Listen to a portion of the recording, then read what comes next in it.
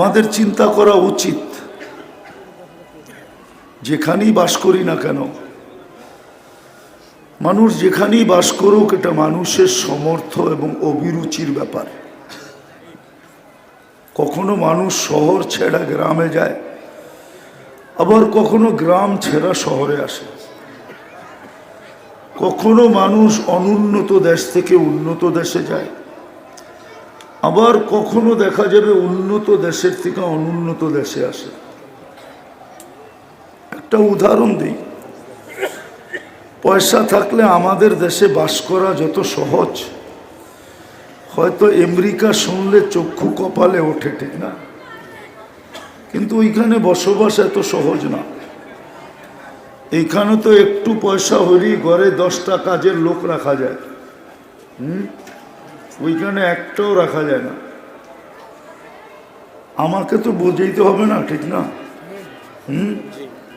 না, আমার গুলিস্তান যাওয়া আর আমেরিকা যাওয়া, অহংকার করে বলতেছি না, একই।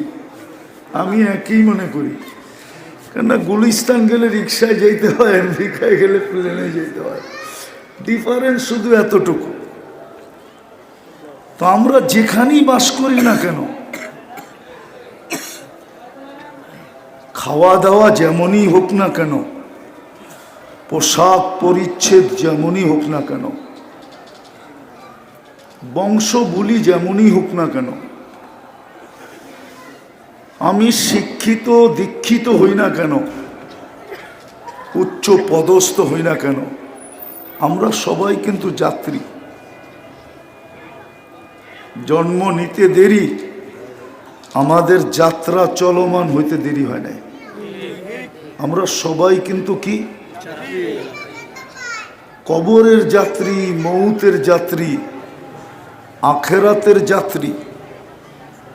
আর আমাদের যাত্রা এই টেকনোলজির যুগেও, অতীতে তো সম্ভব ছিলই না, আজও টেকনোলজির যুগে মানুষের যাত্রা থামানো সম্ভব না, আর কোনোদিন সম্ভব হবেও না। এটাই চিরসত্য। মানুষ মঙ্গল গ্রহে বাড়ি বানাইতে পারে, এটা আমি মানি, কিন্তু যাত্রার গতি থামাইতে পারবে না, এটা আমার বিশ্বাস। কিন্তু মঙ্গল গ্রহের বাড়ি নিয়ে আমার কোনো বিতর্ক নাই। হইতে পারে মঙ্গল গ্রহের বাড়িও হইতে পারে, ঢাকার থেকে মঙ্গল গ্রহের ফ্লাইটও হইতে পারে, ঠিক না? এটা আমি মানি।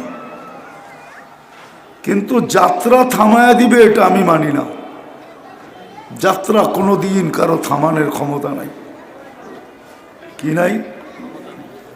যাত্রা কোনোদিন কারো থামানোর ক্ষমতা নাই। বিধায় আমরা কিন্তু যাত্রী।